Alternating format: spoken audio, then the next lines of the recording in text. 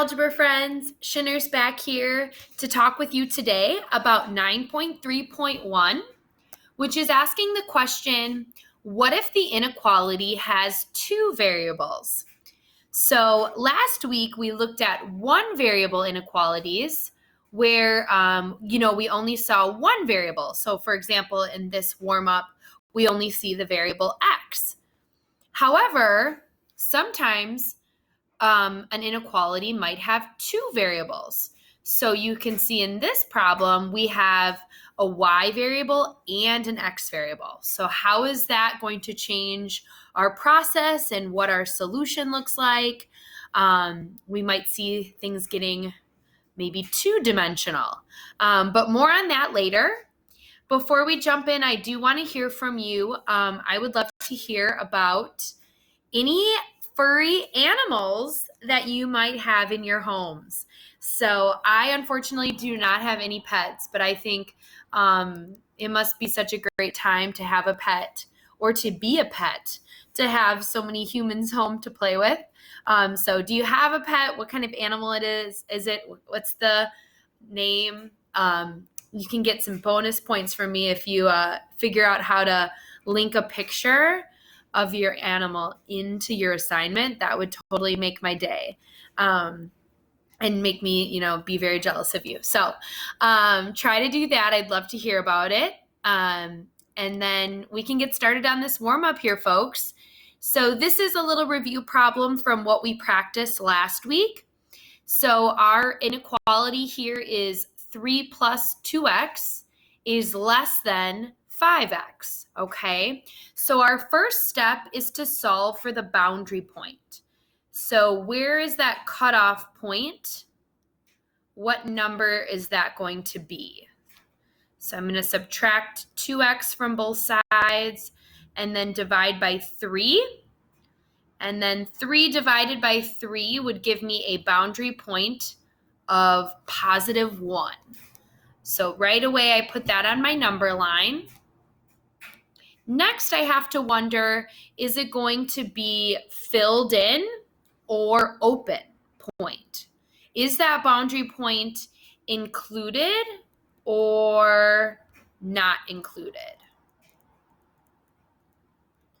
Okay, so that I need to look at the inequality symbol for, and it looks like it's less than. And so just a little reminder, if it's less than or greater than, that means it's got to be open because that boundary point is not included in my solution. On the other hand, if it was less than or equal to or greater than or equal to, it would be filled in because we would include that, okay? Now I have to figure out which side to shade. Do I shade less than to the left or greater than to the right? So I like to plug in a tester point to see if that point is a solution. And that will help me figure out which side to shade. So I like to plug in 0 because it's just easy. So anytime you can plug in 0, I would pick that number just because it's easy. So 2 times 0 is 0. So I get 3 plus 0 on the left-hand side there. 5 times 0 is 0. So I get 3 is less than 0. And 3 is not less than 0. That is incorrect. So that means 0 is not a solution. So I don't want to shade to the left. I want to shade to the right. Okay? So that's how you use that tester point to figure out which way to shade. So now that I've got my graph there, I have to write my simplified inequality, okay? So what is that solution as a simplified inequality? So my solution set are all the numbers that are greater than 1, okay? So 1 is my boundary point. I need to use the symbol greater than here because I shaded to the right. And because 1 is not included, it's just a greater than sign. I wouldn't use greater than or equal to, okay? So there's one variable inequalities. If you have any lingering questions on that, please comment below or reach out to your algebra teacher and we can help you through that, okay? But we are going to start to investigate what about two variable inequalities. So how two variable inequalities changes our process is we go from having a boundary point to a boundary line, okay? So because I have an x and a y now I'm going to be graphing on a two-dimensional xy graphing plane instead of just a one-dimensional number line, okay? So that's kind of cool, and it's great because we've been focusing on linear relationships all year. So we should get some good review in here. So basically, I want to first focus on graphing the boundary line. And I need to figure out now, is this boundary line, is it dashed, meaning I don't include the boundary? So this is dashed. Or is it filled in and I do include my boundary? So filled in. Okay, so filled in goes with include the boundary, and the dashed line goes with not including that boundary. Okay, so looking at our example A here, I have y is greater than negative 1/3 x minus 1. Okay, because my symbol is just greater than, that would put me in the not include camp over here, okay? So my line is going to be dashed. So when I graph this line, I need to make sure that it's dashed, okay? Because that boundary line is not filled in, okay? So let's go ahead and graph this. So a little blast from the past. My slope is what's being multiplied by x, right? So if you need a little refresher, mx plus b, m is what's being multiplied by x, b, the y-intercept, is the constant, the one without the x.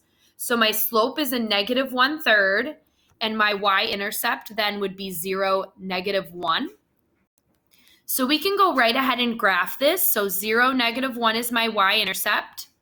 And then my slope is negative 1/3. So I go down 1/3. And I can keep this slope going